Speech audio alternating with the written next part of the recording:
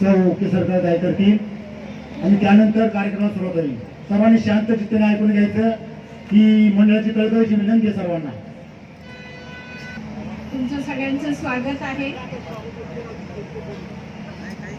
मी आचार्य गणेश शिंदेजी मनापासून व्यक्त करते की त्यांनी खूप सुंदर अशी सुरुवात केली होती, पण आता ते पुन्हा तुमच्याशी बोलतील. प्राचार्य गणेश शिंदे MBA HR मधून त्यांनी शिक्षण घेतलेलं आहे. राज्य शासनाच्या कृषी परिषदेचे जे संचालक आहेत. 2016 ते 2018 राज्य शासनाच्या अणुऊर्जा केलेलं आहे आणि राणीग या काव्यसंग्रहाचं त्यांनी लेखन केलेलं आहे. कोरोना काळात विविध कोविड सेंटरना भेटी. रेकॉर्डिंग करू नका, कशाचं बंद करा. बंद कर. सगळ्या मंडळींचे खूप मनापासून आभार मानणार आहे. ताई आणि मी जवळजवळ 15 दिवस 1 महिनाभर आपण बोलत होतो फोनवर आणि ह्या माणसांची एवढी धडपड होती. आता हा तसं बघितलं तर नेहमी म्हटलं नसतं तुम्ही व्याख्यान काय ऐकत नाही, पण या माणसांनी मला काही घटना सांगितल्या परिसरात घडलेल्या आणि त्यांची अशी इच्छा होती की सिलेबसच्या पलीकडे जाऊन, शाळेतल्या मार्कांच्या पलीकडे जाऊन या लेकरांसोबत काही विषयांवरती आपण संवाद साधला पाहिजे. आणि म्हणून या लोकांनी मला इथे बोलवलं तुमच्याशी संवाद साधायला. तुला पाठवता मग थोडंसं व्याख्यान आटोपतं घेऊन पुढच्या 2-3 मिनिटात तशा सूचना दिल्या जातात. वर्गात तिथं शिक्षिका सगळ्या बसलेल्या आहेत. मला सांगा, मला शिक्षकांना विचारायचं, तुम्ही वर्गात शिकवत आहात, तुम्ही छान एखाद्या मुद्द्याला हात घातलाय आणि अचानक कुणीतरी येऊन पोरांना म्हटलं उठा रे त्याला बाहेर जायचं, काय वाटतं आपल्याला? मग तुम्हाला सगळं आठवलं आपण D.Ed ला किती अभ्यास केला, कसे पाठ दिले होते आणि अचानक शिकवताना कोणतरी उचलून पोरांना घेऊन गेलाय. ज्यावेळेस आपण इथे उभे असतात आणि शिक्षकाला तर याची जाणीव असली पाहिजे, कारण तुम्ही पण या सगळ्या क्षेत्रात काम करत आहात, म्हणून सभेचे संकेत आपण पाळले पाहिजेत सगळ्यांनी. मी तुमच्यापेक्षा सगळ्यांपेक्षा ज्ञानानं अनुभवानं कदाचित लहान असेल, पण जगात कुणीही चुकलं तरी चालतं, शिक्षकांना चुकून चालत नाही. डॉक्टर चुकला तर एखादा पेशंट मरल, परत त्याच्याकडे कोणी जायचं नाही. इंजिनियर चुकला तर एखादा पूल पडेल, त्याला ब्लॅकलिस्ट मध्ये टाकतील, परत त्याला काम द्यायचे नाही. पण शिक्षक चुकला तर पुढच्या कितीतरी पिढ्या चुकत राहतात. मला माहिती आहे काळजीपोटी कदाचित त्यांनी सांगितलं असेल, जरी आई वडील वाट बघत असतील, पण त्या सांगण्याच्या काही पद्धती असतात आणि त्या आपण सगळ्यांनी आत्मसात केल्या पाहिजे. मला फार असं काही विशेष मार्गदर्शन करायचं नाहीये. मी मोजक्या 2 गोष्टी तुम्हाला सांगायला आलेलो आहे. इथं बसलेल्या मुला-मुली, मला ताईंनी काही घटना सांगितल्या की छोट्या छोट्या कारणांसाठी हल्ली मुलं मुली आत्महत्या करतात, छोट्या छोट्या गोष्टींसाठी मुलं खचून जातात. एखादी गोष्ट जर मिळाली नाही तर ते पालकांकडे हट्ट करत राहतात. तो हट्ट पूर्ण झाला नाही तर मानसिक दृष्ट्या ती पोरं खचून जातात. मला पोरांना तुम्हाला सांगायचंय, आयुष्यात सगळ्याच गोष्टी तुम्हाला लगेच मिळतील असं नाही. काही गोष्टींच्या अभावामध्ये सुद्धा मजा असते. एखादी गोष्ट तुमच्याकडे नाही, त्यातल्या सुद्धा आनंदाच्या जागा तुम्हाला शोधता आल्या पाहिजे. आज तर तुम्ही खूप समृद्ध आयुष्य जगत आहात, बऱ्यापैकी सुखसुविधा तुमच्या अगदी हातात आहे. तुमच्या आई वडिलांना विचारा, छोट्या छोट्या गोष्टींसाठी या मंडळींना संघर्ष करावा लागला. आज ऐरोली वगैरे भागात आलेली सगळी काही जन्म की आपण संघर्षामध्ये आयुष्य जगलो, आपल्याला फारशा सुख सुविधा मिळू शकल्या नाही. आता त्यांची अपेक्षा इतकीच आहे की आपल्या मुलांनी चांगलं आयुष्य जगावं, त्यांनी त्यांच्या पायावरती उभं राहावं, त्यांनी त्यांचं नाव कमवावं आणि एक दिवस असा यावा की पोरांच्या नावानं आई वडिलांची ओळख व्हावी. आतापर्यंत तुमची ओळख काय मुली? अमुक अमुक यांची मुलगी, अमुक अमुक यांचा मुलगा. एक दिवस असा आला पाहिजे की लोक म्हटले पाहिजेत ते डॉक्टर साहेब आहेत ना, हे त्यांचे वडील आहेत बरं का, त्या कलेक्टर मॅडम आहेत ना, ही त्यांची आई आहे बरं का. पोरींनो, उद्या जर तुमच्यापैकी कोण कलेक्टर झालं ना, लाल दिव्याच्या गाडीत बसून तुम्ही इथे याल. प्रिन्सिपल फोन करतील, मॅडम तुम्ही आमच्या कॉलेजचे स्टुडंट आहात, जरा गॅदरिंगला प्रमुख पाहुणे म्हणून याल का? तुमच्या गाडीचं दार उघडायला पण शिपाई असेल. पण याच्यासाठी तुम्हाला काय करायचंय? पुढची जी 5-10 वर्ष आहेत गांभीर्यानं तुम्हाला तुमच्या शिक्षणाकडे थोडंसं बघायचंय. मोठी स्वप्न बघायची. मी काय म्हणेल, पूर्ण होऊन काय होईल? एखादं स्वप्न बघितलंय ते पूर्ण होणार नाही, याच्यापेक्षा काय? अरे रस्त्यावरची जनावर सुद्धा उपाशी मरत नाही. आपण तर माणसं आहोत, आपण उपाशी मरणार आहोत? आपण आपल्या कष्टाच्या जोरावरती जे हवंय ते करणारच आहोत. पण जर मोठी स्वप्न बघायला काय अडचण आहे का? मोठी स्वप्न बघायची. का वाटू नये आपल्या पोरांना आपण उद्योगात यावं, व्यवसायात यावं, व्यापारात यावं? का वाटू नये आपल्या पोरांना की आपण प्रशासनामध्ये यावं? का वाटू नये आपण संशोधनामध्ये जावं, पर्यटनामध्ये जावं, कला, क्रीडा, साहित्य, अशी अनेक क्षेत्र तुमच्यासाठी खुली आहेत. पण या क्षेत्रांचा आपण विचार करायला तयार नाही आहोत. आपल्या डोक्यात एकच आहे, काही नको बाकीचं, काही करा पण थोडीफार नोकरी लागली पाहिजे. आणि पोरांच्या मनावर तर लहानपणापासून बिंबवले, नोकरी कर नाहीतर तुझं लग्न पण होत नसते. आणि पोरं हल्ली अशी हुशार झाली, लग्न जमेपर्यंतच नोकरी करते. एकदा का लग्न झालं नंतर ते नोकरी पण सोडून देते. आपण मोठी स्वप्न बघितली पाहिजे. आमच्याकडे एक बाग आहे पोरांना, आणि त्या बागेमध्ये एक क्लर्कची जागा भरायची होती. एका क्लर्कच्या जागेसाठी, हा आवाज कसला येतो? जनरेटर. एका जागेसाठी 1000 पोरांनी ऍप्लिकेशन केलं होतं. आता मला सांगा, बागेमध्ये एक क्लर्कची जागा आहे आणि 1000 पोरांनी ऍप्लिकेशन केलंय, किती जणांना नोकरी मिळणार आहे? एक जागा आहे म्हटल्यानंतर एकालाच नोकरी मिळणार आहे, बाकीचे 999 घरी जाणार आहेत. एका पोराचं सिलेक्शन झालं, त्याला अपॉइंटमेंट लेटर साईन करून मिळणार. त्याच वेळेला बागेतले शिपाई पळत आले आणि म्हटले, काही करा, त्याला नोकरी देऊ नका. म्हटले काय झालं? म्हटले बागेतलं गोरीला माकड मेलंय. आता गोरीला जर बागेत नसेल तर लोक कशी येतील? लोक आली नाही तर याचा पगार करायचा कशात? मग याचं सगळं कसं होणार? याला नोकरीच देऊ नका. त्या पोरानं बागेतल्या मॅनेजरचे पाय पकडले. म्हणला, साहेब मी पडेल ते काम करेल, पण नोकरी तेवढी द्या. बागेतला मॅनेजर म्हणला, पाय सोड, रडू नको, तुला नोकरी क्लर्कची देतो, फॅसिलिटीज क्लर्कच्या मिळतील, पगार क्लर्कचा मिळेल, पण जोपर्यंत बागेत गुरीला येत नाही तोपर्यंत तुला काम मात्र गुरिलाचं करावं लागेल. पोरगा म्हटला, पगार आहे ना, मग गुरिला तर गुरिला. रोज यायचा, गुरिलाचे कपडे घालायचा, पिंजऱ्यात जाऊन उभा राहायचा. लोक यायची, शेंगा बिंगा खायला घालायचे. म्हणलं मजा आहे, पगार चालू आहे, दिल्ली अलाउन्स पण सुरू आहे. म्हटला आता एक दिवशी कॉलेजच्या पोरापोरींची ट्रिप आली आणि कॉलेजच्या मुला मुलींकडे बघून हे जोर जोरात उड्या मारायला लागले आणि उड्या मारता मारता चुकून वाघाच्या पिंजऱ्यात जाऊन पडलं. आता वाघाच्या पिंजऱ्यात पडल्यावर म्हटलं, नोकरी गेली तरी चालेल, जीव वाचला पाहिजे. जीव वाचावा म्हणून हे जोर जोरात ओरडायला लागलं. याच्या आवाजानं झोपलेला वाघ जागा झाला, चवतळून याच्या अंगावर धावून आला आणि हातावर हात ठेवून म्हणला, ओरडू नको, नाही तर दोघांची नोकरी जाईल. नंतर कळलं, गोरिलाच्या भूमिकेत बीएससी झालेलं होतं, वाघाच्या भूमिकेत एमएससी झालेलं होतं. शिक्षणात आम्ही स्वाभिमानी होणं अपेक्षित आहे का स्वाभिमान शून्य होणं अपेक्षित आहे? शिक्षणातून आपण स्वाभिमानी होणं अपेक्षित आहे. अभ्यास जरी करायचा आहे ना, तो फक्त मार्कांसाठी नाही करायचा. आपल्या डोक्यात एकच आहे, एवढे मार्क पडले पाहिजे. आणि शिक्षकांनी, पालकांनी, सगळ्यांनीच सांगितलंय, एवढे मार्क पडले तर इथं नंबर लागेल, इथं नंबर लागला तर अशी नोकरी लागेल, अशी नोकरी लागली तर एवढा पगार मिळेल, एवढा पगार मिळाला तर जगता येईल. मान्य आहे मला, पण केवळ उदरनिर्वाह हा शिक्षणाचा एक प्राथमिक टप्पा आहे. शिक्षणाचं अंतिम उद्दिष्ट उदरनिर्वाह नाही.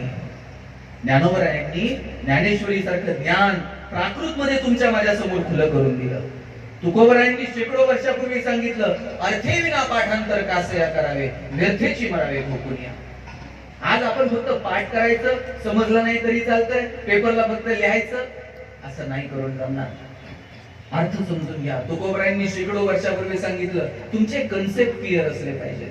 अर्थे विना पाठांतर कासया करावे, व्यर्थेची मरावे भोकुनिया. मराठीचा धडा वाचताय ना, त्या लेखकासोबत तुमची मैत्री झाली पाहिजे. गणित सोडवताय ना, आकडे असे डोळ्यासमोर खेळले पाहिजे.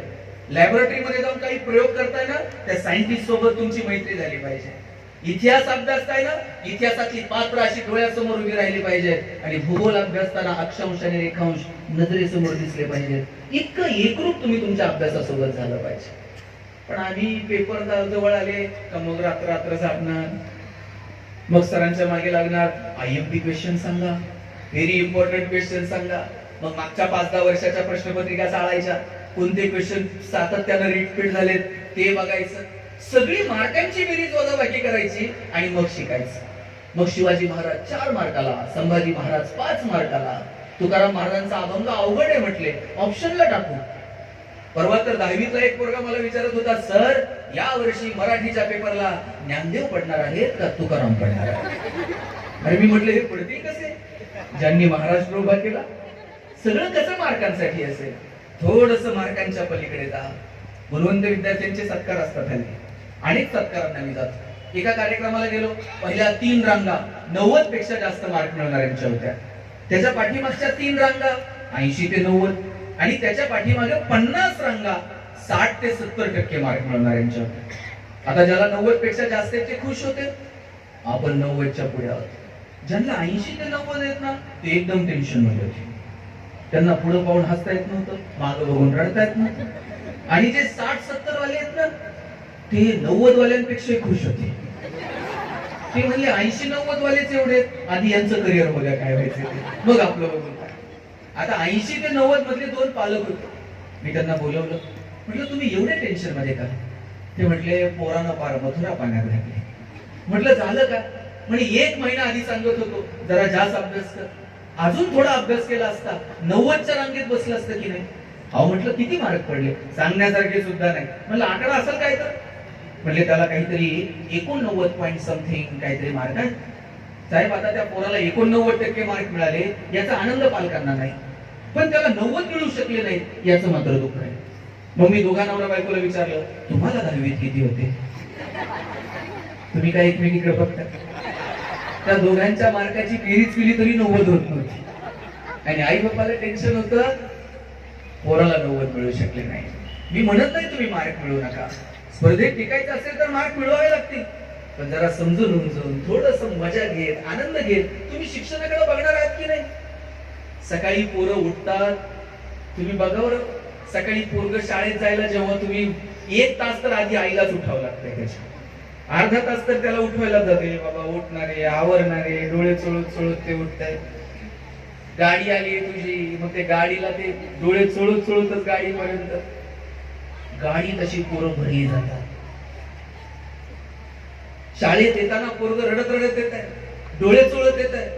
आणि शाळेची जेव्हा शेवटची घंटा वाजते तेव्हा काय असतं, काय आनंद असतो वर्गात. शेवटची घंटा वाजली, कैदी तुरुंगातनं बाहेर पडावी तशी पोरं बाहेर पडतात. शिक्षणाची खरी मजा कधी होते, पोरं अशी उड्या मारत शाळेत गेली पाहिजे, चला आम्ही शाळेत निघालो. आणि शेवटची घंटा वाजते ना तेव्हा पोरांना वाटलं पाहिजे अरे संपली होय शाळा. हे वातावरण जेव्हा तुम्ही निर्माण करू शकाल ना तेव्हा त्याला आनंददायी शिक्षण म्हणतात. या स्पर्धेत आपण पोरांना फक्त गाड्यांमध्ये भरा आणि वेळ झाली रे चला निघा आता गाड्या, हे निघाले. हे सगळं जे तुमचे कसरत सुरू आहे ना, मला मान्य आहे ही कसरत तुम्हाला करावी लागेल, पण आनंददायी शिक्षण काय शिकायचं, कशासाठी शिकायचं, का म्हणून आपण मुलांना आणि नेमकं कोणत्या गोष्टी पोरांच्या पुढ्यात नेऊन ठेवायच्या याचं काहीतरी प्लॅनिंग शिक्षक म्हणून, पालक म्हणून, समाज म्हणून आपण करायला नको. मला वाटतं या सगळ्या गोष्टींचं शिक्षण हे केवळ शाळेतल्या 4 भिंतीत मिळत नाही. त्यासाठी पोरांनो डोळे उघडून तुम्ही तुमच्या या सगळ्या समाजाकडे पाहिलं पाहिजे. तुम्हाला समाजातले प्रश्न कळले पाहिजे, तुम्हाला तुमचे आई वडील समजले पाहिजे, तुम्हाला तुमचे शिक्षक समजले पाहिजे. आणि यासाठी थोडस सिलेबसच्या पलीकडे येण्याची विनंती मी तुम्हाला सगळ्यांना करणार आहे. तुम्ही बघा, मी तुम्हाला सांगत होतो बाळांना, तुमची आई तुम्हाला शाळेत पाठवायच्या आधी 1 तास सुटते, तुमचा टिफिन बनवते आणि घरी गेल्यानंतर आईचा पहिला प्रश्न काय असतो, टिफिन संपला का? बरोबर आहे की नाही? आई विचारत नाही आज कोणते क्लास झाले, बघू तुझी मॅथची नोटबुक. आई पहिला प्रश्न विचारते टिफिन संपला का? आणि जर तुमचा टिफिन संपलेला नसेल किती वाईट वाटतं तिला. अरे बाळा तुझ्यासाठी पहाटे उठले, रात्री भाजी निसून ठेवली, मग हे सगळं बनवलंय आणि तुला तेवढ्या वेळात माझा टिफिन बनवलेला खाता आला नाही. उद्यापासून लक्षात ठेवायचं, आई आपल्यासाठी जो टिफिन बनवते तो घरी जाताना संपलेला पाहिजे. किती प्रेम आहे. आता तर तुमची आई तुम्हाला इथल्या इथे टिफिन बनवून देते. मी जेव्हा पुण्यात शिकायला आलो ना बाळांनो, माझी आई नगरवरनं पुण्यात मला जेवणाचा डबा पाठवायची. नगरवरून पुण्यात सकाळी 9:30 वाजता जेवणाचा डबा आमचा एसटी ने यायचा. 9:30 वाजता जर पुण्यात डबा येत होता, पुण्यामध्ये एसटीनं जर 9:30 वाजता डबा येत होता, नगरवरून 6च्या गाडीने दिला असेल. 6च्या गाडीला जर आईचा डबा तयार होता, आई 4 वाजता उठली असेल, पीठ मळलं असेल, भाकर थापली असेल, तिच्या हाताचा स्पर्श पिठाला झाला असेल. 2 वर्षात चुटकोर सुद्धा भाकर कधी फेकून दिली नाही, कारण माझी आई पहाटे उठून माझ्यासाठी डबा तयार करते. आणि आता तुमचे जसे टिफिन आहे तसे आमचे टिफिन नव्हते. आमचा डबा फडक्यात यायचा आणि फडक्यात चिठ्ठी असायची, पोरांनो डबे खा, फडके जपून ठेवा. फडके जपून ठेवायचे. शनिवारच्या गाडीने फडके नगरला जायचे, सोमवारी परत त्या फडक्यांमध्ये डबे यायचे. महाराज पैसे नव्हते, पण आनंद मात्र भरभरून होता. आई वडिलांना वेळ होता, पोरांची काळजी होती. आता अजून जरा बरं आहे, पण काही भागात मी बघितलं, तुम्ही पोरांचे डबे चेक करा, Maggi, noodles, Kurkure, pastries, biscuits, विकत आणलेले प्रोडक्ट पोरांच्या डब्यात असतात. आणि अजून जर परिस्थिती सुधारली तर बायका पोरांच्या डब्यात 100ची नोट टाकून देणार, तिकडच जाण काय खायचे ते खा. इथपर्यंत येऊ देऊ नका.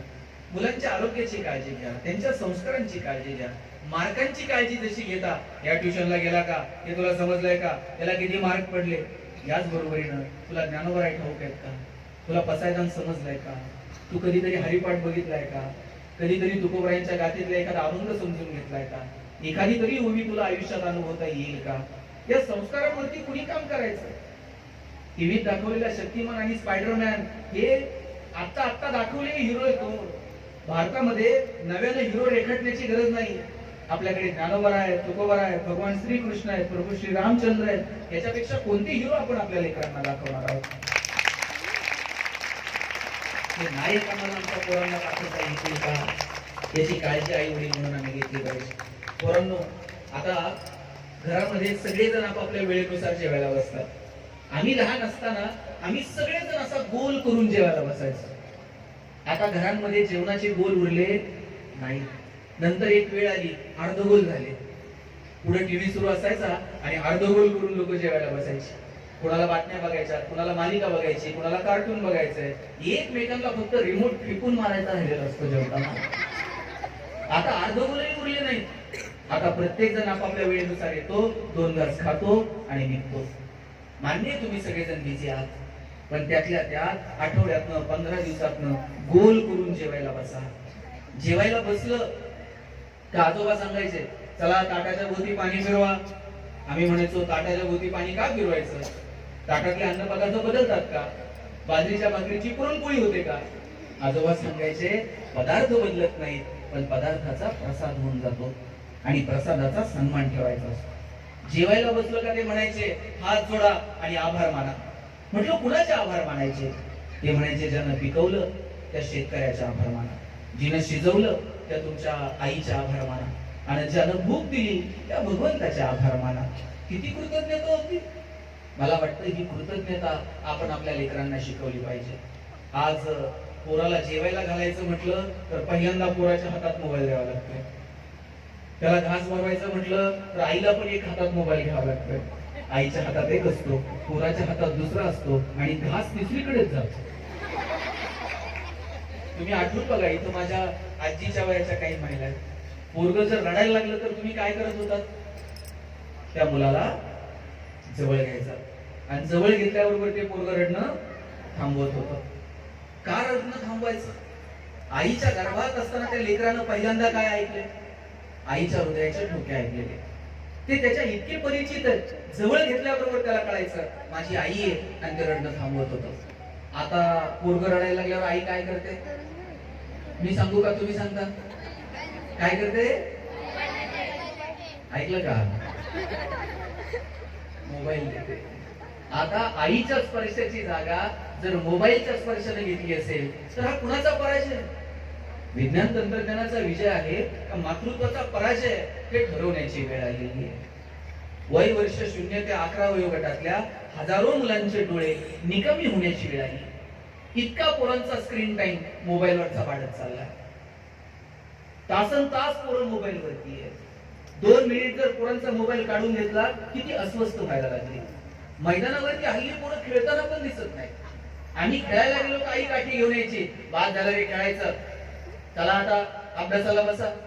आता आईला काठी घेऊन मागं पळावं लागतंय, ठेव मोबाईल, चल मैदानावर, 4 उड्या मी मारते, तू 2 तर मार. इथपर्यंत येऊन ठेवलं. पोरं मैदानावर गेली पाहिजे, खेळली पाहिजे, धडपडली पाहिजे, उठली पाहिजे, 2 घेऊन चालली पाहिजे. छोट्या छोट्या अपयशांना पोरं खचून जातात. स्पोर्ट मध्ये खेळणारी पोरं कधी लवकर आत्महत्या केल्यात आणि ते पुढे खचून गेली असं दिसत नाही. त्यांना माहित होतं आता आपण जिंकलोय, उद्या कदाचित हारू शकतो, आता डाव आपला गेलाय, उद्या कदाचित येऊ शकतो. 2 घेऊन पोरांना चालता आलं पाहिजे आणि त्यासाठी पोरं मैदानावरती गेली पाहिजे. माझी विनंती आहे, तुम्ही तुमच्या मुलांना खेळायला सांगा, त्यांना चांगलं वाचायला सांगा, चांगल्या चित्रपटांना घेऊन जा, चांगली गाणी त्यांना ऐकायला द्या, चांगल्या नाटकांना घेऊन जा, चांगल्या माणसांसोबत त्यांच्या गाठी भेटी करून द्या. कुणी यशस्वी एखादा माणूस असेल त्याच्याबरोबर मुलाखत करून द्या, काही चांगल्या सक्सेस स्टोरी त्यांना सांगा, काही अपयशाच्या गोष्टी सुद्धा त्यांना सांगा. काय करावं आणि काय करू नये हे पोरांपर्यंत पोहोचलं पाहिजे. यासाठी सामूहिक प्रयत्नांची गरज आहे आणि त्यासाठी आपण प्रयत्न करायला हवे. एरवी आपल्या मुलांच्या मोबाईलला पासवर्ड नव्हता. 10वी 11वीला गेल्यानंतर अचानक तुमच्या मुला मुलींच्या मोबाईलला पासवर्ड आलाय. एरवी पोराचा मोबाईल कुठेही ठेवलेला असायचा, आता कंटिन्यू त्याच्या हातात असतो. झोपतानाही दादाला वाटतं मोबाईल उशाला घेऊन झोपावं, बाथरूम मध्ये जातानाही दिदीला वाटतं हातात मोबाईल घेऊन जावं. अशा वेळेला आई वडिलांना कळायला नको आता आपल्या मुला मुलींसोबत आपल्याला बोलायची वेळ आली आहे म्हणून. हे माध्यम वाईट आहे असं मी म्हणत नाही. विदिन सेकंद तुम्ही जगापर्यंत पोहोचता, पण किती, कधी, कोणत्या कारणांसाठी हे मोबाईल वापरायचे, कोणत्या गोष्टींसाठी ही साधनं वापरायची, याचं काहीतरी तारतम्य नको. याचं तारतम्य आपण आपल्या मुला मुलींना दिलं पाहिजे. आणि बाळांनो, तुमच्या आई वडिलांचं तुमच्यावर इतकं प्रेम आहे, कोण प्रेम करतं इतकं तुमच्यावर जगात? तुमच्या प्रगतीमध्ये आनंद मानणारी, तुमच्या सुखामध्ये सुख मानणारी, तुमच्या दुःखामध्ये दुःख मानणारी आणि तुमची प्रगती बघून हेवा वाटेल, आनंद वाटेल अशी मोजकी माणसं तुमच्या आजूबाजूला आहेत. त्यात एक तुमची आई आहे आणि एक तुमचे वडील आहेत. तुम्ही उद्या एक टू व्हीलर घ्या, तुमचे वडील सगळ्या चौकात मित्रांना सांगणार, पोरगा सायकलवर जायचं शाळेत, पण आता पोरगा नोकरीला लागला, पोरानं 2 व्हीलर गाडी घेतली. तुम्ही छोटासा 1 BHK फ्लॅट घ्या, वडील सगळ्या मित्रांना सांगणार, आम्ही 1 रूम किचन मध्ये राहिलो, पोरगा नोकरीला लागला आणि पोरानं 1 BHK फ्लॅट घेतला. आणि उद्या तुम्ही 50 लाखाची गाडी घ्या आणि सगळ्या गावात पेढे वाटा. 4 जण तर तुम्हाला म्हणणार हप्ते भरा, नाही तर फायनान्स वाले घेऊन जातील. तुमच्या आनंदामध्ये आनंद मानणारी मोजकी माणसं या जगात आहेत. त्यात एक तुमची आई आहे आणि एक तुमचे वडील आहेत आणि म्हणून त्यांना जपा. काय अपेक्षा आहे तुमच्या वडिलांची? मगाशी मी बोलताना म्हटलं, आता इथं माझं काही तरुण पोरं बसलेली आहेत, 9वी 10वीतली असते. तुमची उंची आता वडिलांच्या खांद्याला आली, बरोबर? वडिलांची चप्पल तुमच्या पायाला यायला लागली. येता का पोरांनो, तुम्ही बापाच्या खांद्याला आले आणि बापाची चप्पल तुमच्या पायाला यायला लागली, वडील रागवत नाही. लहान होता, काही चुकलं तर पटकन चापट मारत होते. पोरगा एकदा खांद्याला आला की मग मात्र वडील मारत नाही. अशा वेळेला वडिलांच्या डोळ्याची भाषा तुम्हाला समजून घेता आली पाहिजे. 2 दिवस जर वडील गप्प आहेत, आपल्याशी बोलले नाही, तर समजलं पाहिजे आपलं काहीतरी चुकतंय. का वडील माझ्याशी 2 दिवसांपासून बोलले नाही, याची जाणीव तुम्हाला असली पाहिजे.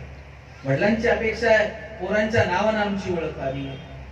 लातूरचे एक डॉक्टर आहेत, विठ्ठल लहाने, तुम्ही सगळ्यांनी नाव ऐकलं असेल, प्लास्टिक सर्जन आहे. आणि त्यांनी त्यांची गोष्ट त्यांच्या भाषणात सांगितली. ते म्हणाले, मी लहान होतो आणि मी माझी आई मला म्हटली शेजारच्या मावशीची साडी घेऊन ये. मी शेजारच्या मावशीची साडी आणली. आईला विचारलं, आई शेजारच्या मावशीची साडी का मागितली? आई म्हटली, लग्नाला घालून जावी अशी एकही साडी माझ्याकडे नाही, म्हणून शेजारच्या मावशीची साडी मागितली. त्याच पण डोळ्यात पाणी आलं. आपल्या आईकडं लग्नाला घालून जावी अशी एक साडी नसावी. आणि त्या दिवशी ठरवलं, एवढं मोठं व्हायचं, आईला रोज नवीन साडी घेऊन देता आली पाहिजे. मनापासून अभ्यास केला, डॉक्टर झालो, खूप पैसे मिळायला लागले, सगळं छान सुरू होतं. एक मुलगी पाहिली, तिचे ओठ फाटलेले होते, तिचं लग्न जमत नव्हतं. बरं, ते दुःख त्या मुलीला विचारण्यापेक्षा तिच्या वडिलांना किंवा तिच्या भावाला विचारावं. एक दिवशी तिच्या वडिलांना सांगितलं, तुम्ही तुमच्या मुलीला घेऊन हॉस्पिटलला या, आपण प्लास्टिक सर्जरी करू. वडील म्हटले, डॉक्टर साहेब आमच्याकडे एवढे पैसे नाहीत, ही नटनट्यांची कामं, तुम्ही या तर. दुसऱ्या दिवशी भाऊ आई त्या मुलीला घेऊन गेले, मोफत सर्जरी केली. मुलगी गोड दिसायला लागली. 5-6 महिन्यात तिचं लग्न जमलं. वडील आणि भाऊ पेढे घेऊन आले. पेढा देताना बापाच्या डोळ्यातलं पाणी बघितलं. डॉक्टर सांगतात, एकीकडे पेढा होता आणि एकीकडे सगळी आयुष्यातली प्रॉपर्टी होती. त्या पेढ्याच्या समोर ही प्रॉपर्टी खुजी वाटायला लागली आणि ठरवलं, रोज 2-4 तर पेढे कमवायचे. आता रोज 2-3 ऑपरेशन मोफत करतो. डॉक्टर सांगत होते, माझे वडील 90-92 वर्षांचे, पण तरुण पोराला लाजवेल असं हवेत तर चालत असतात. एक दिवशी वडिलांना विचारलं, बाबा तुम्ही एवढ्या हवेत का चालता? वडील म्हटले, मी प्लास्टिक सर्जन विठ्ठल लहाने आणि पद्मश्री डॉक्टर तात्याराव लहानेचा बाप आहे. हवेत नाही चालला तर काय चालणार? तुमच्याकडे बघून तुमच्या बापाला हवेत चालावं वाटलं पाहिजे. तुमच्या वडिलांना वाटलं पाहिजे, अरे काय माझ्या पठ्यानं काम करून दाखवलं, काय माझ्या पोरीनं कर्तृत्व करून दाखवलं. तुमच्या आई वडिलांचं तुमच्यावर विशेष प्रेम आहे.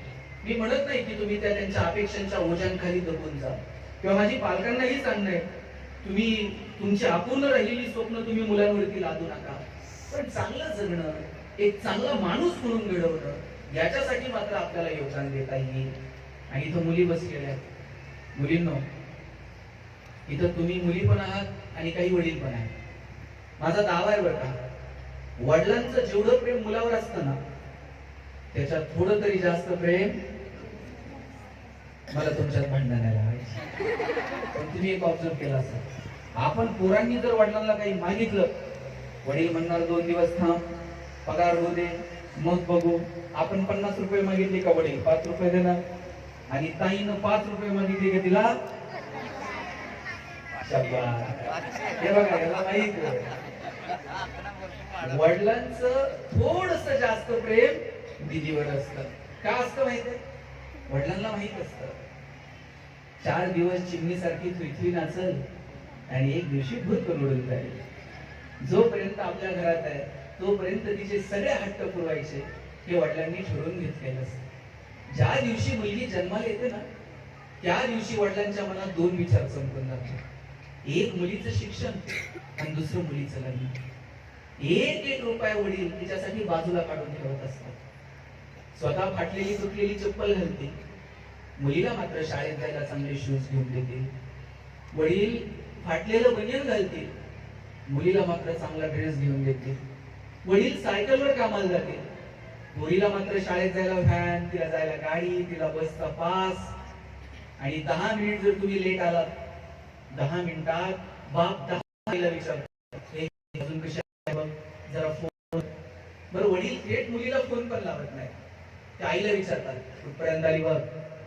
वडील पोरी सोबत थोडस अंतर ठेवून असतात, पण त्यांचं विशेष प्रेम असतं तुमच्यावर. पोरीच्या लग्नात बाप असा पेटा घालून मिरवत असतो. दिवसभर बापाची मान उंच असते. कन्यादान झालं ना, मग वडील मान खाली घालतात, जावायच्या हातात हात येतात आणि सांगतात, तळ हाताच्या फोडासारखी जपली, सांभाळून घ्या. दिवसभर वडिलांच्या डोळ्यात थेंब येत नाही, पण पोरीची गाडी एकदा निघून गेली ना, खांबाच्या पलीकडे जाऊन एकटाच रडतो तो बाप असतो. कधीच बापाची मान शर्मेनं खाली जाईल असं वागायचं वडिलांना अभिमान वाटला पाहिजे. सुनीता विल्यम्स कुठे गेल्या होत्या आता? स्पेस मध्ये. सगळं जग वाट बघत होती की नाही? अरे तुम्ही तर शिकलेल्या पुरी आहात. गावाकडे आमच्या रानात काम करणाऱ्या बायका सुद्धा कुजबुज करायच्या, कधी ती कोणाच ठोकली सुनीता. कुणी तिला बघितलं पण नसेल, कशाला गेली ते पण माहित नाही, पण कोण तर आपली पोरगी अंतराळात गेली, सगळं जग तिची वाट बघत होतं. अरुणिमा सिन्हा 2 पाय गेले ऍक्सिडेंट मध्ये, रेल्वेतनं तिला खाली फेकलं गेलं, तिच्या पायांवरनं रेल्वे निघून गेली.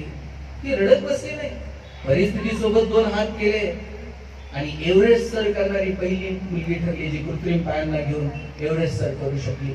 अशी कितीतरी उदाहरणं आहेत की जी तुम्हाला प्रेरणा द्यायची. आज तुम्ही अशा मस्त छान युनिफॉर्म मध्ये रिबीन फुलं लावून आलात ना. मुलींची पहिली शाळा पुण्यामध्ये जेव्हा सावित्रीबाई फुलेंनी सुरू केली, किती त्रास झाला. रस्त्यानं त्या यायच्या तर लोक दगडधोंडे फेकून मारायचे, शेणाचे गोळे फेकून मारायचे.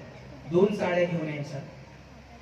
एक साडी जर खराब झाली जाताना दुसरी साडी नेसायची आणि मग घराकडे जायचं. आज तुम्ही अशा मस्त दिमाखात बसलायत ना, याचं कारण एका सावित्रीबाई फुलेंनी तिथे पुण्यात पहिली मुलींची शाळा सुरू केली. आणि रडत नाही बसायचं, आमची परिस्थिती नाही, मग कसं करू, मग माझ्याकडनं होईल का, आम्हाला कोण संधी देणार. अब्दुल कलाम साहेब छोट्याशा कुटुंबात जन्माला आले होते. अब्दुल कलाम साहेब पेपर वाटत शिक्षण घेतलं आणि स्वतःच्या ज्ञानाच्या जोरावरती या देशाचे राष्ट्रपती झाले. आज कलाम साहेब, ज्या दिवशी अब्दुल कलाम गेले, अहो खेड्यापाड्यातला माणूस सुद्धा रडला. आमच्या तिथे तर ओट्यावर बसलेला एक फेटा घातलेला माणूस म्हणला, त्याच्या डोळ्यात पाणी आलं. म्हणलं का रडताय? म्हणलं टीव्हीला बघितलं, हो कलाम साहेब गेले. म्हणलं कधी भेटला होता? एवढा मोठा माणूस आम्ही कधी भेटणार हो? म्हणलं मग एवढं वाईट? लय मोठा माणूस गेला हो. रतन टाटा गेले, सगळ्यांनी स्टेटस ठेवलं होतं की नाही? आपण कधी बघितलंय का समोरासमोर टाटाला? पण रतन टाटा गेले, मोठा माणूस गेला. एक दिवशी सगळ्यांना जायचंय. 140-145 कोटी लोकसंख्या आहे भारताची. हजारो लोक रोज जन्माला येतात आणि मरतात. त्यांच्या नावाची नोंद सुद्धा इतिहास ठेवत नाही. आपल्याला जर काही असं कर्तृत्व करावं लागेल की गेल्यानंतर लोकांनी म्हटलं पाहिजे, अरे मोठा माणूस गेला, या माणसाचं काहीतरी योगदान आहे समाजासाठी, त्या कुटुंबासाठी, त्या गल्लीसाठी, त्या गावासाठी, त्या देशासाठी, या विश्वासाठी काहीतरी योगदान. आणि म्हणून तुमचं ज्ञान हे केवळ आणि केवळ परीक्षेपुरतं मर्यादित ठेवू नका. केवळ परीक्षेसाठी म्हणून अभ्यास करू नका. काय करायचं तुम्हाला तुमच्या आयुष्यात हे तुम्हाला ठरवता आलं पाहिजे. मोठी स्वप्न बघा, उद्योगात या, व्यवसायात या, व्यापारात या. मी आता आणि मोठी स्वप्न दाखवायची जबाबदारी पण पालकांची. पोरगं काही वेगळं करायला गेलं का बापानं त्याला सांग, अंतरून पाहून पाय बसर. त्याला ते पोरगं हातपाय खुडून खुडून मरून गेलं. पण आपण त्याला कधी हातपाय पसर दिले नाही.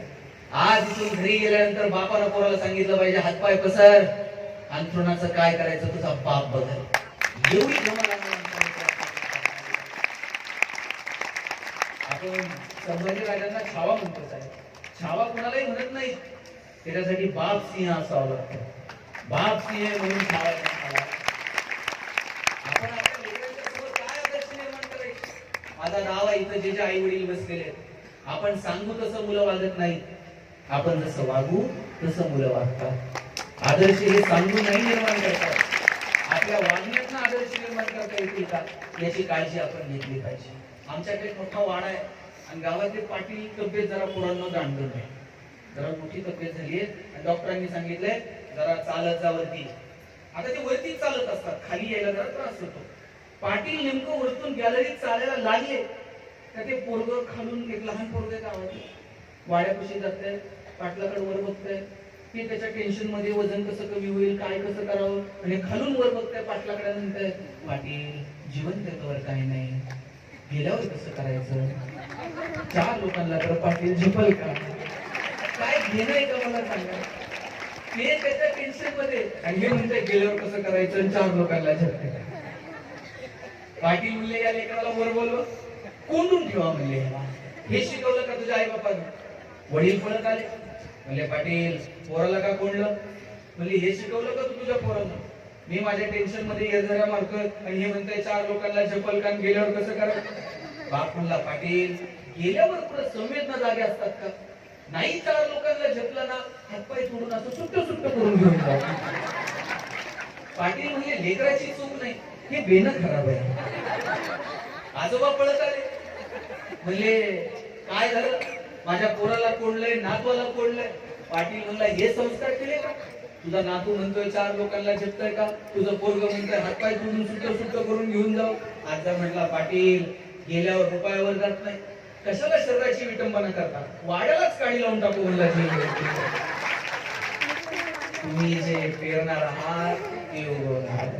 काय पेरायचं या लेकरांच्या बाबतीमध्ये ते ठरवायला नको. कधीतरी घरामध्ये ज्ञानेश्वरी आपण उचलली, कधीतरी ज्ञानेश्वरीतल्या एखाद्या ओळीवर चर्चा केली, कधीतरी पसायदान आपण आपल्या लेकरांना समजून सांगितलं, कधीतरी तुकोबरायांच्या गाथेतल्या एखाद्या अभंगावरती चर्चा केली, कधीतरी गोल करून एकत्र जेवायला बसलं, आठवड्यातनं कधीतरी संपादकाने लिहिलेल्या आग्रलेखावर चर्चा केली. एखाद्या चांगल्या चित्रपटावर, एखाद्या चांगल्या नाटकावर घरात चर्चा झाली. आम्ही या कोणत्याच गोष्टींवर बोलायला तयार नाही. पोरांच्या जडणघडणीची कोणती माध्यमं तुमच्या माझ्या हातात आहेत? पूर्वी जवळ घ्यायचे. आई जर तुळशी वृंदावनापाशी दिवा लावायला गेली ती पोरगी त्या आईच्या पदराला घेऊन जायची तुळशी वृंदावनापाशी. मग शुभम करोती म्हणायचं. कळत पोरांवरती संस्कार व्हायचे. आता पोरांना म्हणायचं बाबा गोष्ट सांगा, बाबाच सांगते. एक होता राजा, त्याच्या 2 राण्या, एक आवडती एक नावडती. पूर्व कॉलेजला गेल्यावर तेच करते. एक राजा 2 राण्या, एक आवडती एक नावडती. तुम्ही जे पेराल ते उगवणार आहे. माझ्या वडिलांनी मला माझ्या आयुष्यात पुस्तक सोडून दुसरं गिफ्ट दिलेलं आठवत नाही. वाढदिवस असला पुस्तक आणून द्यायचं. आता किती आई वडील आपल्या मुलांना चांगलं पुस्तक देतात. वाच बरं हे, मला आवडलंय. पहिलीच्या पोराचा वाढदिवस असतोय, बाप त्याला बंदूक घेऊन जातोय साहेब वाढदिवस.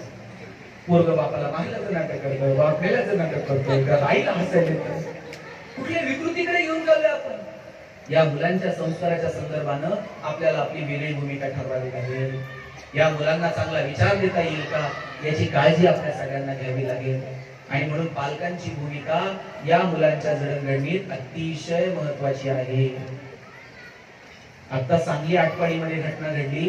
नीटच्या सराव परीक्षेमध्ये एका मुलीला मार्क कमी पडले. वडील मुख्याध्यापक होते. त्यांना राग आला मार्क कमी पडले म्हणून, आणि त्यात त्यांनी तिला मारहाण केली. आणि त्या मारहाणीमध्ये त्या मुलीचा जीव गेला. एखादी परीक्षा क्रॅक झाली नाही म्हणजे आयुष्य संपतं असं नाही. अनेक संधी उपलब्ध आहेत. पण त्या मुलीचा श्वास थांबला, संपलंच की सगळं. कोणत्या खोट्या प्रतिष्ठेसाठी आपण पोरांच्या मागे हंटर घेऊन उभे आहोत? त्यांनी चांगली कौशल्य आत्मसात करावी, त्यांना चांगला संस्कार असावा, त्यांनी चांगले मार्क मिळवावेत, त्यांचं आरोग्य चांगलं असावं, निसर्ग चांगला असावा, आजूबाजूचं वातावरण चांगलं असावं, यासाठी प्रयत्न करा. पण एखाद्या विषयात मार्क कमी पडले म्हणून त्याला ठीक आहे त्याच्यात सुधारणा व्हावी यासाठी प्रयत्न करा. वेळ प्रसंगी कानाला पकडा, वेळ प्रसंगी पाठीवर थाप मारा, कधी कौतुक करा तर कधी खडे बोल सुनवा. पण हे सगळं कधी हे ठरवता आलं पाहिजे.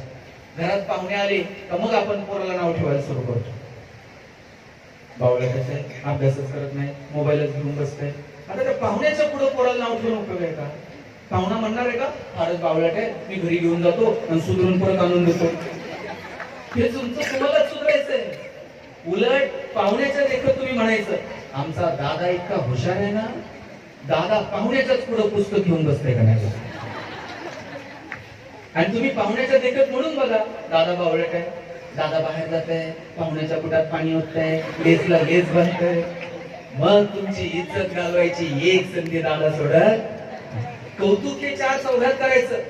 आणि दोष काय असतील ते कानात सांगायचे. आपण दोष 4 चौघात सांगतो आणि कौतुक कानात करतो. योग्य प्रसंगी मुलांचं कौतुक करा, योग्य प्रसंगी त्यांच्या पाठीवर थाप मारा आणि योग्य प्रसंगी त्यांच्या कानालाही पकडा. आई वडील म्हणून त्यांच्यावर ओतप्रोत प्रेम करा, पण आई वडील म्हणून काही शब्दांचा तर कधी नजरेचा धाक तुमच्या लेकरांना असला पाहिजे. हल्ली खूप सांगतात तुम्ही तुमच्या लेकरांचे मित्रमैत्रिणी व्हा. माझी हात जोडून विनंती, पोरांचे मित्रमैत्रिणी होण्याच्या फंदात पडू नका. त्यांना खूप मित्रमैत्रिणी आहेत, तुम्ही त्यांचे चांगले आईबाप व्हा. ते मित्रमैत्रिणी होण्याच्या फंदात पोरग बापाच्या गळ्यात हात घालतोय, आईला म्हणतोय तुला काय कळतं ग, इथपर्यंत ते नातं सैल ठेवू नका. हा मोकळा संवाद असावा. पोरांनी सगळ्या गोष्टी आई वडिलांशी शेअर कराव्यात, इतकी मोकळी जरूर असावी. पण त्यांचे मित्रमैत्रिणी होण्याच्या फंदात काय पडू नका. आपल्याला त्यांचं चांगलं आई वडील होता येईल का, मला वाटतं याची काळजी घ्या. पोरांमध्ये जे भरभरून आहे ते शोधा. इथं बसलेल्या सगळ्या मुला मुलींमध्ये काहीतरी वेगळं गुण आहे. पोरांनो मला सांगा, सचिन तेंडुलकर सारखा षटकार ऐश्वर्या रायला मारता येईल का? ऐश्वर्या राय सारखा ठुमका लता दिदींना देता आला असता का? लता दिदींसारखं गाणं अशोक सराफला म्हणता येईल का? तुम्ही जर मला म्हटले ना भाषण कर, मी 2 तास बोले.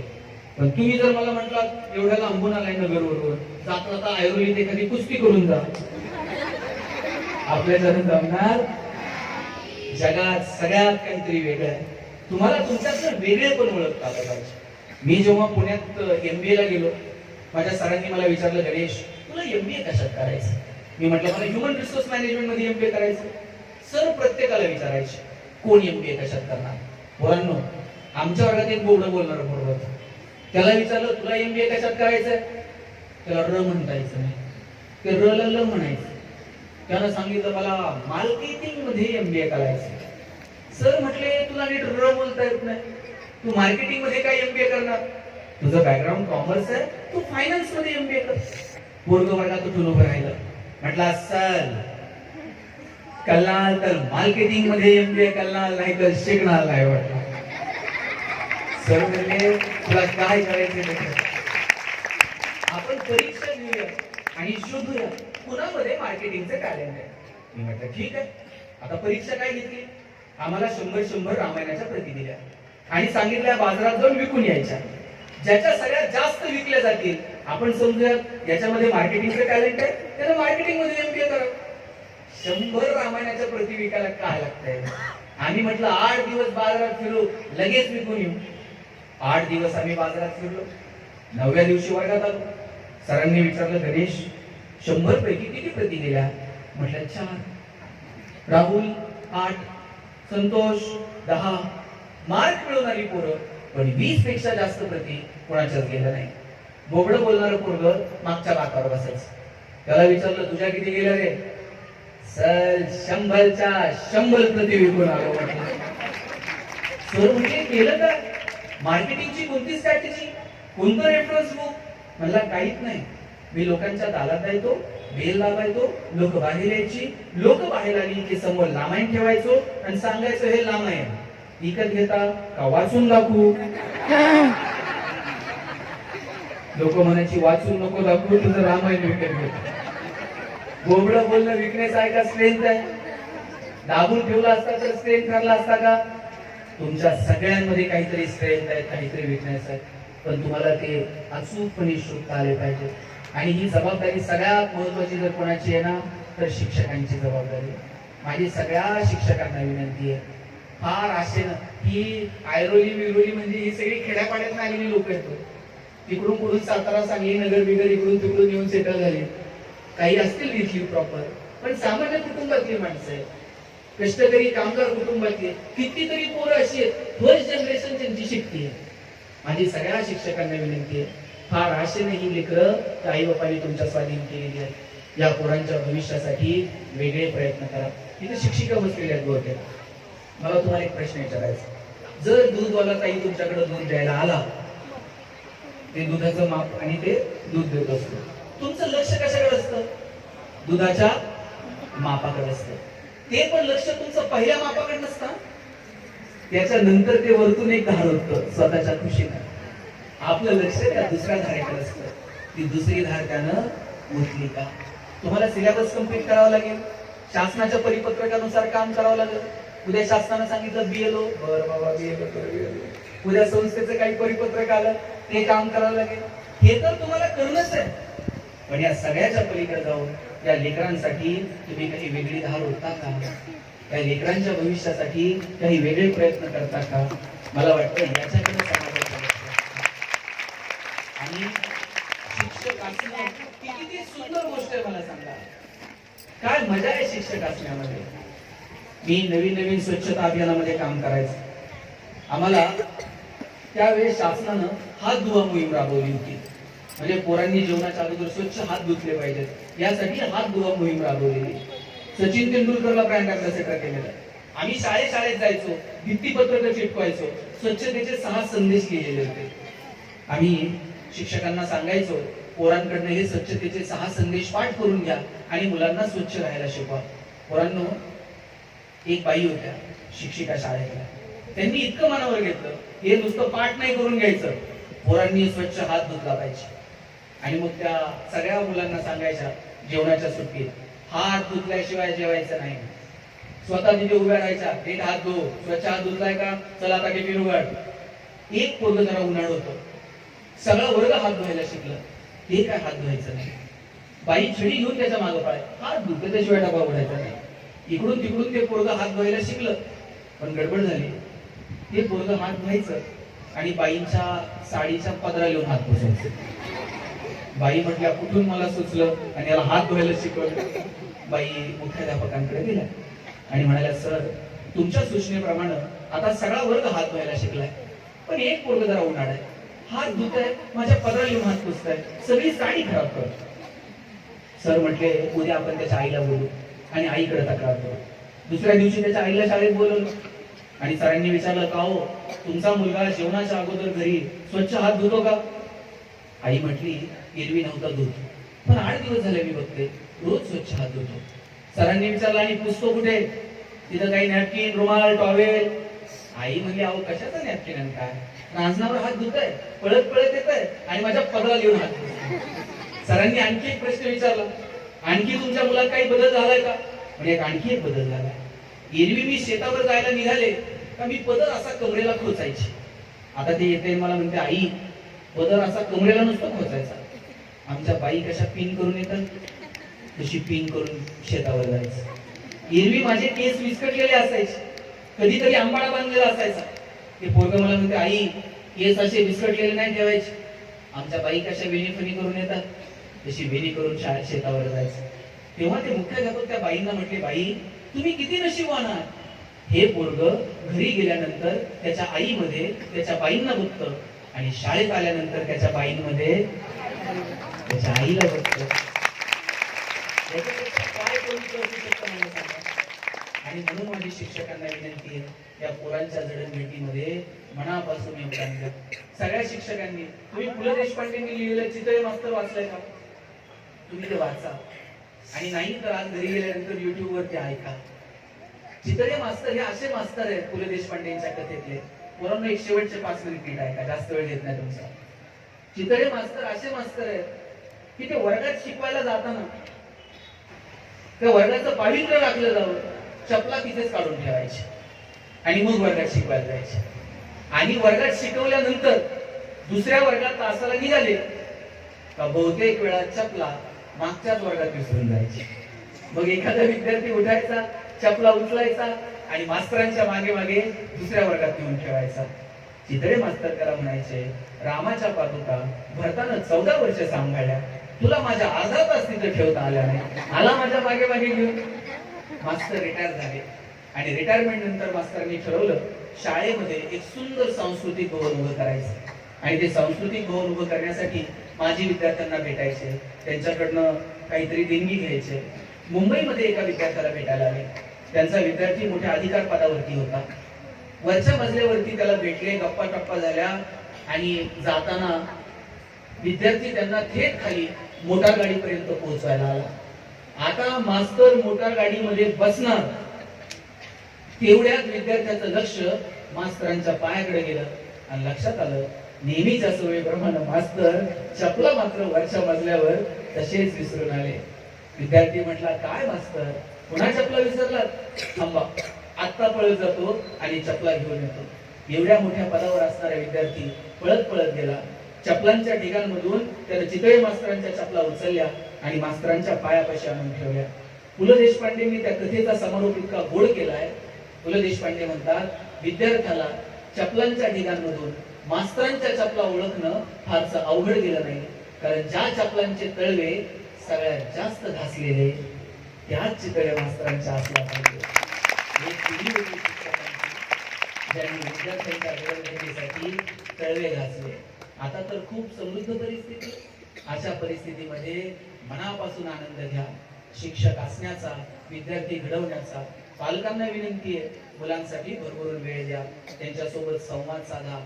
आणि लेकरांना तुम्हाला विनंती आहे, तुमच्या आई वडिलांच्या डोळ्यात तुमच्यासाठी आनंदाने कधीतरी अश्रू दाटून येतील. इतकं मोठं व्हा. मोठं होण्याची दुसरी व्याख्या मला ठाऊक नाही. अनेक क्षेत्र तुमच्यासाठी खुली आहेत. तुम्ही बघा, मला बच्चन साहेबांचा हेवा वाटतो. अमिताभ बच्चन किती वय? 84-85 वय असेल आज. आकाशवाणीमध्ये निवेदक पदाची नोकरी मिळावी म्हणून बच्चन साहेब इंटरव्ह्यूला गेले होते आणि आवाज चांगला नाही म्हणून बच्चन साहेबांची नोकरी नाकारली गेली. आवाज चांगला नाही म्हणून त्याची नोकरी नाकारली. तेच बच्चन आज आवाजाच्या जोरावर बॉलिवूडचा शहनशाह म्हणून मिळवतो. काय करिअर केलं माणसं. आजही तुम्ही टीव्ही लावा, 10 मिनिटाला बच्चन साहेब टीव्हीवर ऐकले. कोण बनेगा करोडपती मधून पैसे कमवायला लावताय. मिळवलेल्या पैशातून कल्याण ज्वेलर्स मध्ये जाऊन सोनं खरेदी करायला सांगताय. बरं, खरेदी केलेलं सोनं मुथूट फायनान्स मध्ये टाकून कर्ज इथेच काढायला लावतोय. आणि साहेब, कर्जाचे हप्ते फेडताना आले तर नवरत्न तेल पण त्याच्याकडेच आहे. थंडा थंडा कुठं नाही बच्चे. काळ आणि वेळेनुसार तुम्ही बदललं पाहिजे. जग बदलतंय, त्या बदलत्या जगानुसार तुम्ही बदला. नवीन तंत्रज्ञान अवगत करा, परंतु संस्कार मात्र बाजूला ठेवू नका. नवीन तंत्रज्ञान जर अवगत केलं नाही तर आपण टिकू शकणार नाही. हे चला सगळेजण ताट बसा. लहान लहान मुलं, आता शेवटचा 1 मिनिट नीट ऐकायचं सगळ्यांनी. बघा आमच्या मुली किती शांत बसल्यात. बघू मुलं शांत बसतात का मुली शांत बसतात. एक तरी मुलगी बडबड करते का? तुम्ही बडबड करताय त्याच्यामुळे तुमची लग्न होत नाही. आज मला तुमच्या शहरातलं माहित नाही, तर आज तुम्ही कोणत्याही खेड्यात जाऊन बघा, 30 ते 35 वयोगटातली 5-50 पोरं तर बिन लग्नाची आहेत गावात. मुलीच्या आई बापाला टेन्शन नाही महाराज तेवढं मुलाच्या आई वडिलाला. आता सोलापूरमध्ये लग्न जमत नाही म्हणून तरुण पोरांनी कलेक्टर ऑफिसवर मोर्चा काढला होता. आता कलेक्टरला एवढंच काम आहे का यांची लग्न जमवण्याची? लाट मारेल तिथून पाणी काढायला अशी ताकद ठेवली पाहिजे. कसं लग्न जमत नाही? आमच्याकडे एक जण 38 वय झाले, लग्नच जमेना. आणि त्याला मित्र असले हुशार भेटले. त्याच्या एका मित्रांनी त्याला सांगितलं, मला टेन्शन घेऊ नको, मुलीकडचे बघायला आले ना पगार जरा वाढून सांगायचं. आता मुलीच्या वडिलांनी विचारलं पगार किती? यानं जरा अंदाज घेऊन सांगायचं. हे म्हणताय 1.5 लाख. मुलीचे वडील म्हटले तुझ्याकडे बघून तर वाटत नाही 1.5 लाख असेल. हे म्हणते नाही, तसा फिक्स 1.5 लाख आहे, कटिंग करून 8,000 हातात देतो म्हटलं.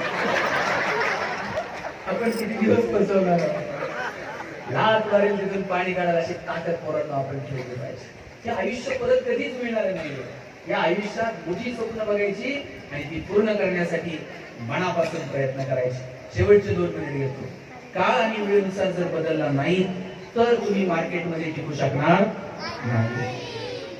इथं जे जे ज्येष्ठ मंडळी उभे आहेत किंवा माझ्या वयाचे काही लोक आहेत, मला सांगा आपण आपल्या आयुष्यामध्ये साहेब कोणत्या कंपनीचा फोन पहिल्यांदा विकत घेतला होता? नोकिया 3310, 1100, 1600, 2600. आता नोकिया बाजारात आहे का? आता नोकिया बाजारात नाही. का नाहीये? अँड्रॉइड टेक्नॉलॉजी नोकियाने स्वीकारली नाही, नोकिया टिकू शकलं नाही.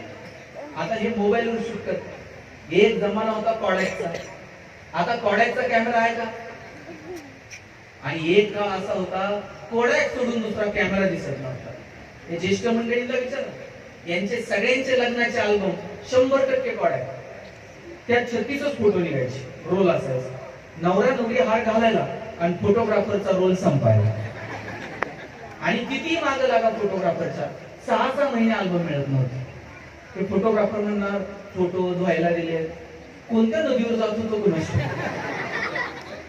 डिजिटल टेक्नॉलॉजी स्वीकारली नाही, कोडॅक टिकू शकलं नाही. अँड्रॉइड टेक्नॉलॉजी स्वीकारली नाही, नोकिया टिकू शकलं नाही. मला आठवतंय रविवारी 4 वाजता टीव्हीला मराठी पिक्चर लागायचा. धुमधडाका, थरथराट, लक्ष्मीकांत बेर्डे, अशोक सराफ आणि मध्येच एक जाहिरात लागायची. तुमच्या कुणाची ती जाहिरात पाठ नसणार, पण इथं बसलेल्या सगळ्या आई वडिलांची ती जाहिरात पाठ आहे. लाईफ बॉय है जहा, ऐकलं का? तंदुरुस्ती आहे म्हणा. आणि लाईफ, त्याचं कारण असं आहे जाहिराती आमच्या पाठ होत्या, कारण आम्हाला एकच चॅनल होता दूरदर्शन, दुसरा चॅनल नव्हता. आता तुम्ही जाहिरात लागली की चॅनल बदलता. एक चॅनल त्याच्यात दिवसभरात 10 वेळा प्रक्षेपण जायचं. प्रक्षेपण गेलं का पोरं म्हणायची टीव्हीला मुंग्या, टीव्हीला पुढे मुंग्या. एखाद्या शाण्यानं वर जायचं, अँटिना फिरवायचा, खालच्यानं म्हणायचं दिसलं दिसलं दिसलं, मग वरच्यानं खाली यायचं. जाहिरात लागायची लाईफ बॉयची, लाल रंगाचा ठोकळा साबण होता आणि त्यात फुटबॉल खेळणारी पोरं दाखवली होती. भारतात कधीच फुटबॉलची क्रेज नव्हती, पण लाईफ बॉयची मोनोपोली होती. त्यानंतर लक्स मार्केटमध्ये आला. राजा हिंदुस्थानी पिक्चर हिट झालेला, करिश्मा कपूर एकदम फॉर्म मध्ये होती. लक्सनं करिश्माला ब्रँड अँबॅसेडर केला. आता लक्सनं करिश्माला ब्रँड अँबॅसेडर केला, फुटबॉल खेळणाऱ्या पोरांकडे कोण बघताय का? लक्सनं मार्केट कॅप्चर केलं. लाईफ बॉयला कळलं आता जर मार्केटमध्ये टिकायचं असेल तर आपल्याला बदल करावा लागेल. लाईफ बॉय गोल्ड नावाचा साबण बाजूला केला, लाईफ बॉयचा लाल रंगाचा साबण बाजूला केला आणि लाईफ बॉय गोल्ड नावाचा गुळगुळीत साबण बाजारात आणला. आता लाईफ बॉय गोल्डची जाहिरात कोण करत होतं? आता फुटबॉल खेळणारी पोरं नाही, कॉम्पिटिशन करिश्मा सोबत होती. आता लाईफ बॉय गोल्डची जाहिरात करत होता कॉलेजचा एक तरुण मुलगा आणि मुलगी गाडीवर उतरते, रागात निघून जाते. मुलगा विचारतो काय झालं, मुलगी सांगते पसीने की बदबू से परेशान. पोरगा घरी जातो, लाईफ बॉय गोल्ड आंघोळ करतो. त्या कंपन्यांना कळलो, बदललो नाही तर टिकता येणार नाही. कोविड मध्ये एक तरी साबण अशी जाहिरात करत होता का, आमचा साबण सुगंधी आहे, तो लावल्यावर तुम्ही गोरे व्हाल. कोविड मध्ये कुणाला गोरं व्हायचं पडलं होतं? प्रत्येक साबण एकच जाहिरात करत होता, 99.9% किटाणू से मुक्ती. कोविड मध्ये संतूर मम्मी बिम्मी काही नव्हतं, फक्त किटाणू आणि मुक्ती. आणि साहेब मला मोती साबणाचं गणित अजून समजलेलं नाही. मोती वर्षभर पुढे असते काय नाही, हे दिवाळीलाच येते. वर्षभर झोपताय, दिवाळीला म्हणताय उठा उठा, मोती साबणानं आंघोळ करायची. त्यांनी ठरवून घेतलंय वर्षभर कुणाला काय मस्ती करायची ते करू दे. आपलं मार्केट दिवाळी, आपल्याला आपलं मार्केट ठरवता आलं पाहिजे. आपलं खणखणीत नाणं बाजारात वाजून विकता आलं पाहिजे आणि त्यासाठी मनापासून परिश्रम करा. जाताना इतकंच सांगतो, आई वडिलांच्या तुमच्याकडनं अपेक्षा आहेत. ताड बसारे, चला 1 मिनिट शेवटचा. इकडचे पण सगळे दिदी, आता शेवटचा 1 मिनिट. ज्यांची परिस्थिती बेताची आहे किंवा ज्यांची परिस्थिती जरा नाजूक आहे, आई वडिलांची परिस्थिती, आर्थिक परिस्थिती जरा नाजूक आहे, त्यांच्यासाठी मला शेवटचं 1 मिनिट घ्यायचं आहे. रडायचं एवढीच पोर इतकी आवडली तुम्हाला, सगळ्यांना घरी घेतलं नाही. रडायचं नाही, लढायचं परिस्थितीच्या विरोधामध्ये. रडून परिस्थिती बदलत नाही, लढायचं त्या परिस्थितीच्या विरोधात. आणि जी काही परिस्थिती आहे ना, ती बदलण्यासाठी प्रयत्न करायचा, तर तिचा आनंद पण घ्यायला विसरायचा नाही. बाळांनो, मी ज्या घरात लहानाचा मोठा झालो ना, आमचं घर पत्र्याचं होतं. अख्ख्या कॉलनीत सगळ्यांची घर स्लॅबची होती, फक्त आमचं एकच घर पत्र्याचं होतं. आणि आमचा पत्रा असा होता, उडी मारली का पत्राला हात लागायचा. आम्ही आईला म्हणायचो, आई सगळ्यांची घर स्लॅबची, आपलं एकच पत्र्याचं का? आई म्हणायची, तुझे वडील शिक्षक आहेत म्हणून घर पत्र्याचं. म्हणलं शासनाचा जी आर आहे का, शिक्षकांनी स्लॅबची घर बांधायची नाही? ती म्हणायची, तू नशीबवान आहेस पत्र्याच्या घरात जन्माला आला. मी म्हटलं का? ती म्हणायची, बघ घर गरम व्हायला लागलं का तुला कळतं, उन्हाळा सुरू झाला. घर गळायला लागलं का तुला कळतं, पावसाळा सुरू झाला. शेजारच्या स्लॅबच्या घरात उन्हाळा कळत नाही, पावसाळा कळत नाही. खास ऋतूंची ओळख व्हावी म्हणून भूगोल शिकवणाऱ्या तुझ्या बापानं असलं मॉडेल उभं केलं. पैसे नव्हते, आनंद मात्र नव्हता. वडील एक चॉकलेट आणायची, माझ्या बहिणीच्या हातात द्यायची, म्हणायचे गणेश आणि तू अर्धा अर्धा करून खा. काही चॉकलेटचे 2 भाग करायचे, एक मोठा आणि एक. काही चॉकलेटचा छोटा भाग स्वतःला ठेवायचे आणि मोठा भाग मला द्यायचे. चॉकलेट छोटं होतं, पण आभाळा एवढा संस्कार करून गेलं. मोठ्या लोकांनी मोठ्या गोष्टी मोठ्या मनानं छोट्या लोकांना द्यायच्या असतात. आयुष्यभर मनावरती कोरलं गेलं. छोट्या छोट्या गोष्टींचा आनंद घ्यायला शिका, हे आयुष्य परत नाही. इथं आता जुन्या बायकांना विचारा, वर्षात कधीतरी एक साडी मिळायची हो. आता एका साडीचा नंबर वर्षात लागत नाही. आणि वर्षातून जर नवऱ्यानं कधी साडी आणली, बाई स्वतः पहिली नेसायची नाही, आधी जावला म्हणणार, बाई तुम्ही घडी मोडा. तिनं घडी मोडायची, मग हिनं नेसायची. आता तरुण पोरींना घडी मोड हा शब्द तर माहित आहे का? आणि आपण कुणाला घडी मोडायला देतो? आणल्याबरोबर लगेच नेसायची, लगेच सेल्फी आणि लगेच स्टेटस. आणि दिवसभर बघायचा, कोणी कोणी बघितलं. आमचा आनंदही आमचा राहिलेला नाही आणि आमचं दुःखही आमचं राहिलेलं नाही. मस्त राहा, हसत राहा, आनंदी राहा. मी प्रत्येक भाषणाच्या शेवटी सांगत असतो, कीप स्माइलिंग. पण मी आल्यापासून दोघं तिघं बघतोय, हसलेच नाही. हसा वाटलं तर शेजारी बघा, तो हसतोय का? बरं, माणसाला हसता येतं, जनावरांना हसता येतं का? तुम्ही असं कुठं तरी गोठ्यात गेलाय आणि एखाद्या म्हशीनं छान स्माइल दिली, असं झालं का? असं समोर बिबट्या आलाय आणि छान हसतोय. माणसाला हसता येतं, जनावरांना हसता येत. पोरांनो, तुम्ही कधी गाढवाला हसताना बघितलंय? ज्या दिवशी गाढव हसायला सुरू कराल त्या दिवशी समजायचं गाढवाचा प्रवास मानवत्वाकडे सुरू झाला. आणि ज्या दिवशी माणूस हसायचं बंद करल त्या दिवशी समजायचं माणसाचा प्रवास तुमचं तुम्ही ठरवा का. आपण मला बोलवलं ऐकलं त्याबद्दल तुम्हा सगळ्यांचे मनापासून आभार मानतो. पुंडलिक विठ्ठल श्री ज्ञानदेव पंढरीनाथ भगवान की, माऊली ज्ञानेश्वर महाराज की.